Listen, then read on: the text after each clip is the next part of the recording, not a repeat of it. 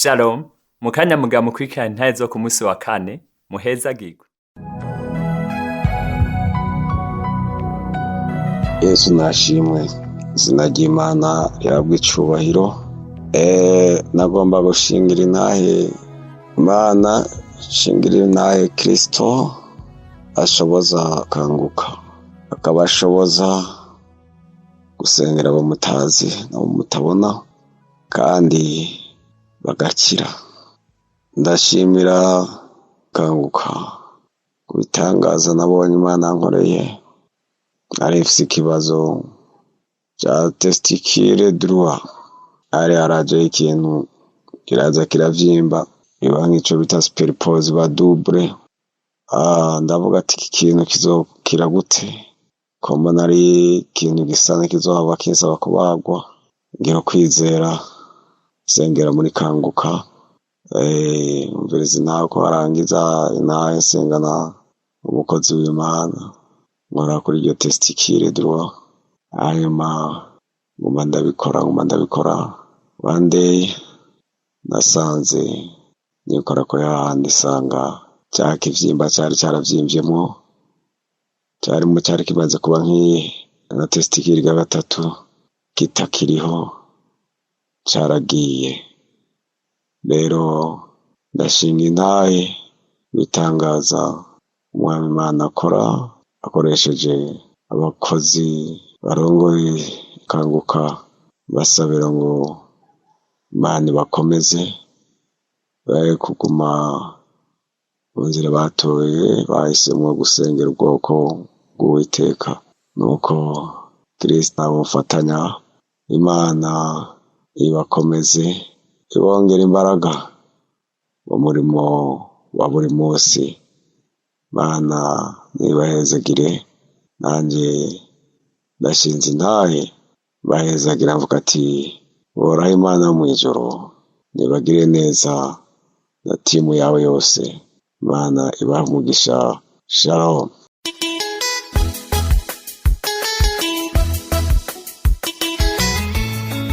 Shalom yavukanye dusangiye urugendo rwo kuja mw'ijuru.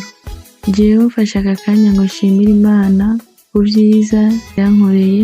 Hari haheze igihe kitari gito nabona imihango yanje nyene nkaba ngaho nihebuye, ndibaza kubera iki imihango yanje yahagaze nyene bikansiga, ariko nkaba nari mfise kanguka, nkama nsengera muri kanguka kuko ni vyinshi Imana yankoreye muri kanguka. Aho naba mfise ibibazo, aho naba nihevye, aho naba nyene numva ndushe mu mutima, ariko nkagenda muri kanguka nkavuga ko hari Imana ikora ibitangaza. Nanje ndaba ngaho nzafata nkavuga Mana, ikiganza kigaragara ku bandi nanje kingaragareko. Mana wowe ukuboko kwawe nabwo ari kugufi, wowe ukiza kanseri zigakira, wowe ukiza imigera sida, ingwara tuvuga ko zigakira, nanje ndashaka kungaragareho. Nza nsenga mfata uko umukozi w'Imana avuga ngo hari umuntu ataja mu mihango, Imana imuhaye gusubira mu mihango, nanje nkafata. Igihe kimwe umukozi w'Imana, kwari ukwezi kumwe nyene, umukozi w'Imana aravuga ngo hariho umumama amaze igihe ataja mu mihango, amaze imyaka 2 atabona imihango, Imana iramusubije mu mihango. Nanje ndafata ndavuga ati Imana, ikiganza kigaragaye kuri uwo mumama, nanje ndi umukobwa ndashaka nanje ungaragareho Mana. Ndafata turaheza gusenga, ariko nta manifestation nigeze ngira. Umukozi w'Imana aravuga ngo hari abamama 2 Imana isubije mu mihango. Ndavuga Mana, nanje ndi umukobwa ndashaka nanje gusubira mu mihango Mana, ikiganza kigaragara kuri abo nanje kingaragareho. Nkafata ndiko numviza intahe, numva umukobwa ashinze intahe avuga ko yamaze igihe kirekire imihango yiwe idahera. Numva nyene agahinda mu mutima, ariko Imana ikamutabara. Ndavuga Mana, ikiganza cyagaragaye kuri uwo mukobwa yamira mu mihango ibihe byose, yamira ku bitaro bamwongereza amaraso, nanjye ndashaka kingaragareho. Ndafata n'umukozi w'Imana yabaye mu gusenga aravuga ngo hari umuntu Imana isubije mu mihango. Ndavuga Mana yo mu ijuru, ndizeye ko ari jewe. Ndafata ndavuga Mana ni jewe usubije mu mihango. Muri uko kwezi nyene niho naca mbona imihango yanje. Muri uko kwezi nyene umukozi w'Imana yabivugiyeko. Ndabona imihango biraza nyene biza biri byinshi. Ndavuga Imana, ndabona ibintu byarahindutse, ariko ndavuga nta kibazo na kimwe, ndazi Imana ko yantabaye.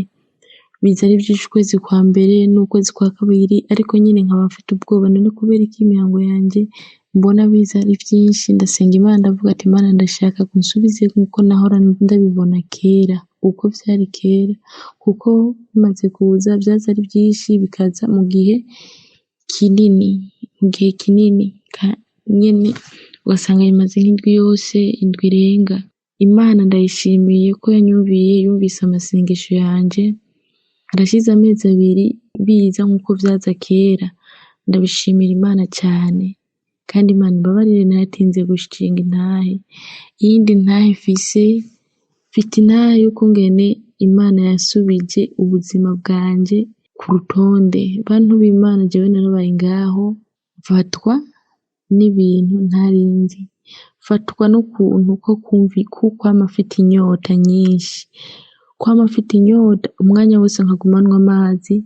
Haragira n'igihe ndiko ndaraba ikintu kiri kuri yanje ntakibona neza, niko kwigira inama mbaza umuntu wo muri famille jewe ubuzima bwanje bumeze uku byaba biriko kuva kuki. Arambwira aho bicunge cyane, mba unywa isukari nyinshi bihagarike, ibintu bisosa byinshi umanze bihagarike, kuko icyo ni ikibazo cya glycemie ugomba ugire. Ndavuga Mana yanjye genda cyari muto n'imyaka mfise, ngoma ngware glycemie kubera ngoma ngware isukari. Ariko ndavuga hari Imana mu ijuru ikora. Ndaba ngaho ndasenga muri Kanguka, ndasenga nzafata buri gihe. Umukozi w'Imana avuze abantu bakize diabete, ndavuga Mana jewe narabajije umuganga arambwira ko biba ari diabete, ariko sinagiye kwa muganga, sinzi ivyo ngwaye, ariko ndakweretse bino bintu nkaca ndondagura uko merewe. Ndavuga ati Mana ndashaka uhagarike ibi bintu biri ku bugingo bwanje, nzoshinga intahe. Nukuri ndasenga indwi 2 zirahera, ukwezi kurahera. Imana irantabara. Abantu b'Imana sinamenye ngo byaheze uko. Nisanze narasubiye uko nahora kera, nisanze ndi muzima ntakiguma nywa amazi buri kanya, nisanga amaso yanjye Imana yarayogeje, nsigaye nkanura neza. Nivyo nje gushimira Imana, n'ukuri ndashima Imana cyane. Ikindi kintu nshingiye intahe Imana, ndashinga intahe ukungene naba ngiye koga nihenze nkoga isabune n'urusenga. Abantu b'Imana narafatwa n'ibintu nk'ikije koga, umubiri wose ukamenga n'urwaga ruriko rurambaba. Abantu b'Imana umubiri wanje wose ukababwa, kandi byamfashe kuva kera ibyo nenda bisangamo. Ariko nkibaza ati ngira n'isabune itaheze, aho mumaze kuvira mu Burundi nkaja mu bindi bihugu, nkaja muri bino bihugu by'Abarabu, baje biraba grave ukuntu ngiye koga, mbijije koga nkasha nkabura amahoro, umubiri wose kamenga n'urwaga nahejeje, kamenga noza amazi arimwo bavugutiyemo urwaga. Bantu b'Imana ndasenga nyene, gusa sinari ndabizi ko bishobora kuba ari bitero. Niho igihe kimwe numva nawe umukobwa avuga yuko iminsi yose yoze yaba yumva ahejeje koga ibintu bimurya umubiri wose nk'urwaga. Ndavuga Mana, uyu muntu ikiganza cyagaragaye kuri uwo mukobwa, nanjye ndagomba ko cyongaragare. Bantu b'Imana ndaheba ibintu byo koga isabune, ndayiheba, noga amazi agaragara n'urusenga rutagira isabune, nkoga amazi agaragara buri gihe. Ariko gushika isaha n'aka kanya ngomba mvuge yuko Imana yankijije uburyo ntazi nanjye ntasobanura, kuko nisanze narakize igihe kimwe muri iyi minsi iheze. Naho navuze ati ngoma noge n'urusenga n'isabune, ndashaka ku isabune ndoga. Bantu b'Imana ndoga ndaheza, ndava muri dushe ndambara ndaheza, numva Zimbabwe. Ndavuga Mana warankijije Yesu, ndashima nyene. Nabukeye ndoga n'isabune n'urusenga, numva Zimbabwe. Ndavuga ndakwiriye gushinga intahe Imana. bantu b'Imana turagerageza gupanga umunsi wo gushinga intahe tukavuga ati uno munsi turashinga intahe satani ikaza ikatwibagiza bikanga ko twoshinga intahe ariko uno munsi Imana ihabwa icubahiro kuko impaye imbaraga zo gushinga intahe. Ndashimira Imana cyane ukungene bikunze ko nshinga intahe kuri uno munsi kuko nateguye igihe kinini ngo nshinga intahe vyanka ariko uno munsi Imana yabikoze ndashinze intahe. Imana ihabwa icubahiro iyo iri mu kibanza co mw'ijuru. Ndashimiye cyane abakozi b'Imana bitanga bagahiba ibikorwa vyabo ariko bagakorera Imana. Ndashimiye umukozi w'Imana Chris, Imana imuhe umugisha imwongereza imbaraga n'inkomezi. Ndashimiye abapartenere, nshimiye buri muntu wese akora uko ashoboye kugira ngo dushobore kumva buno butumwa. Kangukira dufasha niba afise ibibazo w'umugenzi ndamubwira bise Kanguka takanguka ufise ndamurungikira link akamubwira dusengera muri Kanguka. Turabona muri bino bihugu nta handi atari Kanguka, urabona ko atari n'amasengero ahari ngo twoja gusengeramo. Dusengera muri Kanguka tugakoresha ukwizera hama Imana nayo ikikorera. Ndashimiye cyane, ndashimiye bivuye ku mutima. Ndashimiye abapartenere, nshimiye abakozi b'Imana mwese, Imana ibahe umugisha hama mwumvise intahe yanje, Imana ibahezagire. Shalom.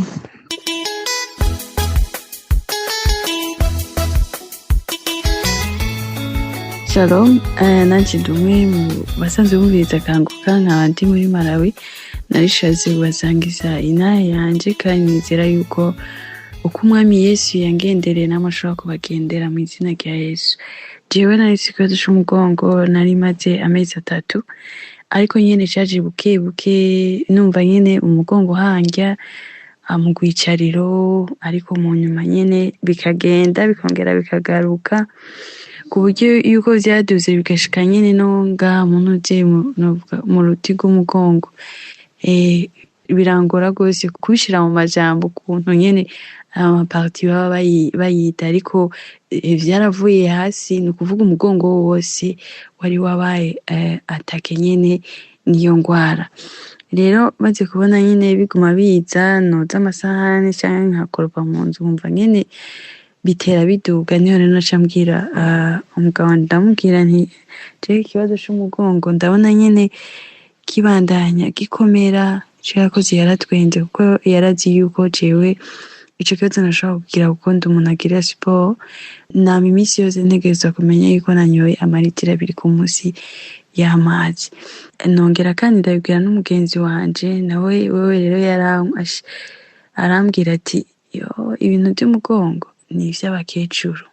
Rero amaze kumira iryo jambo numva nyene rirankoze ko ndavugana ndabaye umukecuru ku myaka 30 kweri, ariko nyene sinavyishiramo nyene ko ari ingwara ishobora kunzanira ikibazo mu nyuma.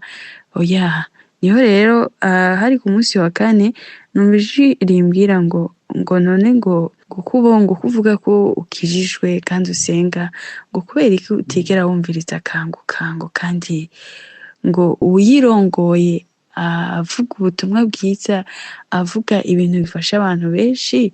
Numva iryo jwi ndavuga nti iryo jwi ryaje muri jewe nyene nongera ndiyishura ndavuga nti nivyo kweri nta kuntu nyene noba nsenga numviriza abandi bakozi b'Imana ariko Chris ntumviriza Kanguka kandi abantu bose bariko barayumviriza, none nikikerega naca numva kandi irindi jwi rimbwira yishiremo yumvirize. Guhera izo tariki 8 hari ku munsi wa kane ndayumviriza no ku munsi wa kabiri ku munsi wa gatanu nyene ndayumviriza.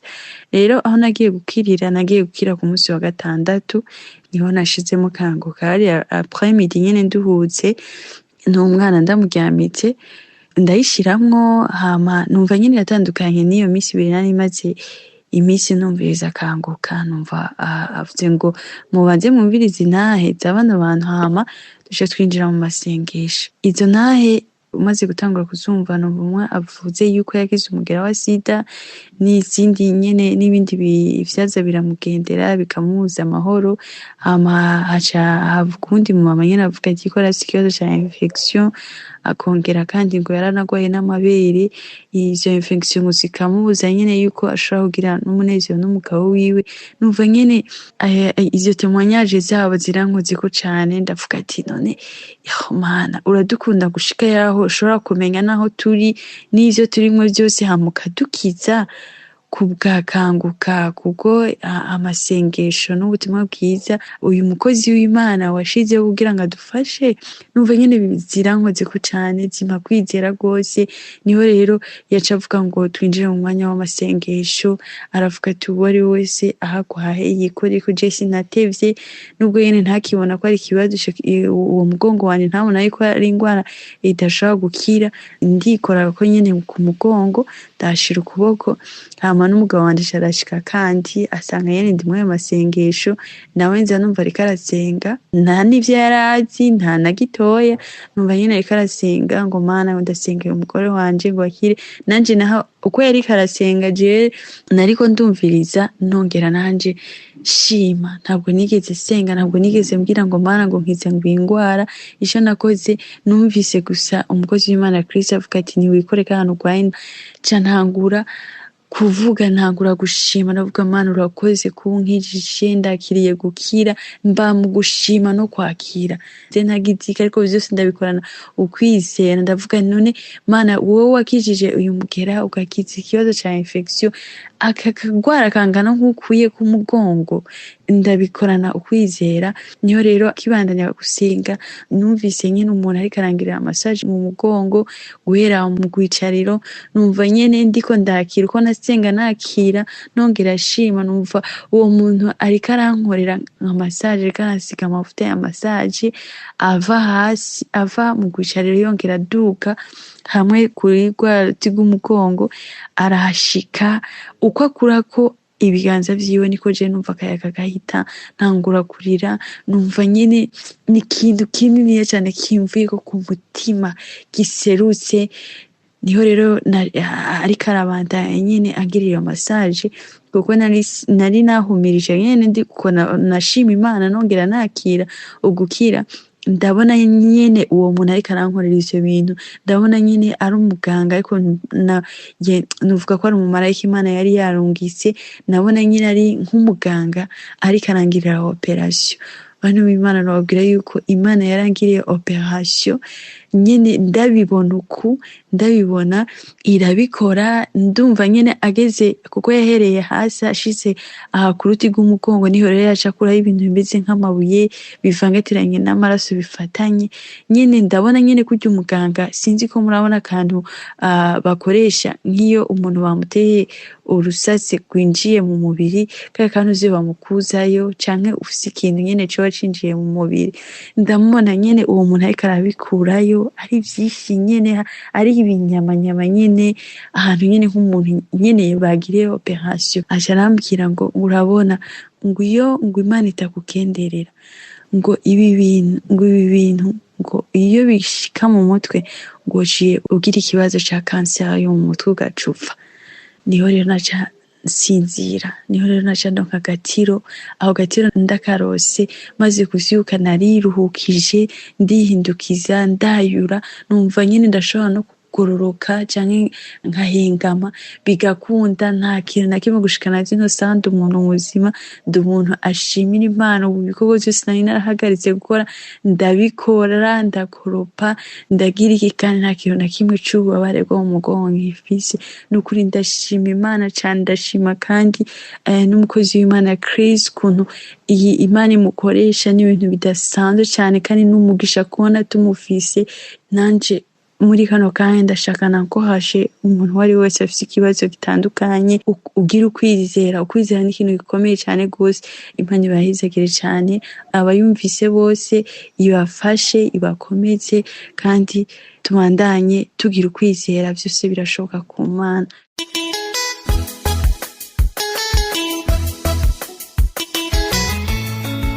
Shalom bakunzi b'ikiganiro ca Kanguka, nanje ndi umwe Imana yagiriye neza muri 2025.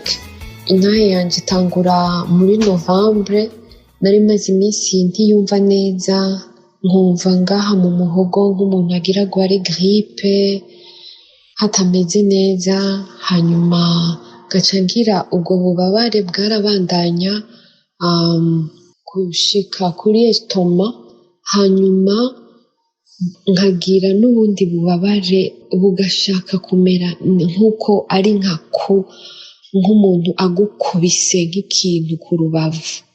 Sinzi ko novuga ko yoba ari umusonga cyangwa nkababara.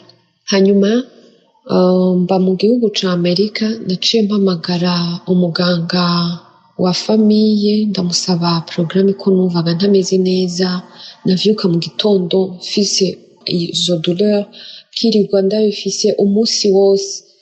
Hanyuma docteur turabonana, twaje kubonana le 20 novembre tariki 20, turabonana ndamubwira uko niyumva, hanyuma acantuma ama examen nzokoresha. Muri ayo ma examen harimo examen yo gufata amaraso, acanyandikira na ecography abdominale.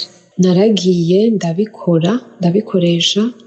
ndabikoresheje, hanyuma haciye nk'iminsi nk'itatu canke 4, kabine ya docteur ikirampamagara, barambwira bati ibipimo wakoresheje twasanze ufisemo, hariho ikibazo ufise, docteur rero ashaka kugira mubonane.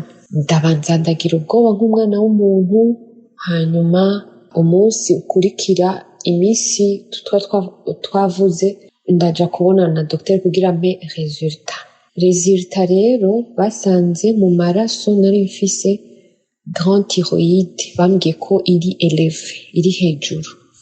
Akimbwira ico kintu numva umenga sinzi icyo ari cyo, numva mu bumenyi mfise ntaco nzi. Arageza aransigurira, hanyuma aca arambwira ati ariko ecography aho ku rubavu twasanze atangorane ufise, sinzi igituma ufise ubwo bubabare. Aca nyandikira utunini, yampaye utunini 6, arambwira ati udufate, ariko niwumva ubwo bubabare buheze uzobihagarike.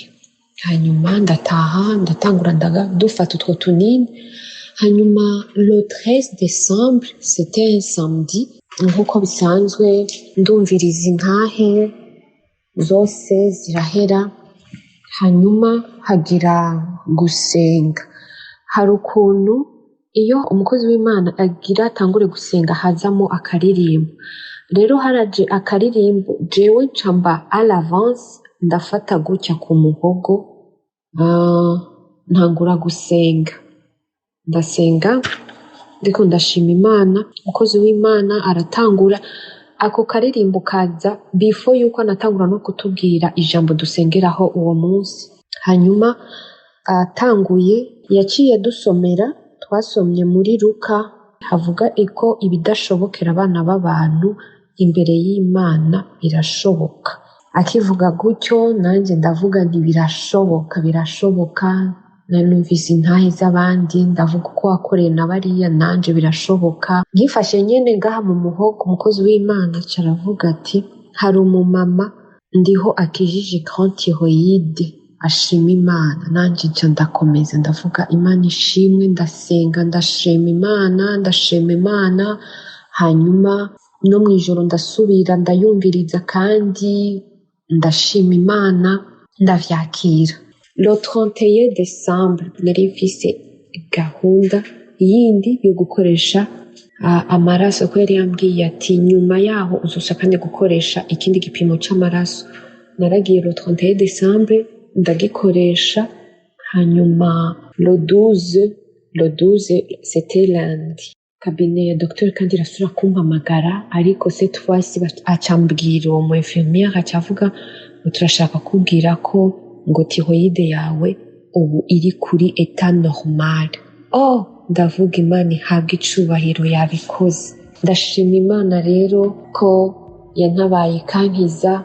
Ni kuri Imana imuha umugisha umukozi w'Imana n'umuryango wiwe, abasenzi, aba intercesseur, abifata nyene bagakora kugira turonke kanguka. Imana yo mwijuru ibaho umugisha. Murakoze cyane. Shalom. Iyo ni intahe yanjye. Nizeye ko mwubatswe, ntimwibagiye gufyonda ku gakengeye kugira mumenyeshwe igihe cose dushizeho ikiganiro gishasha. Muhezagirwe cyane.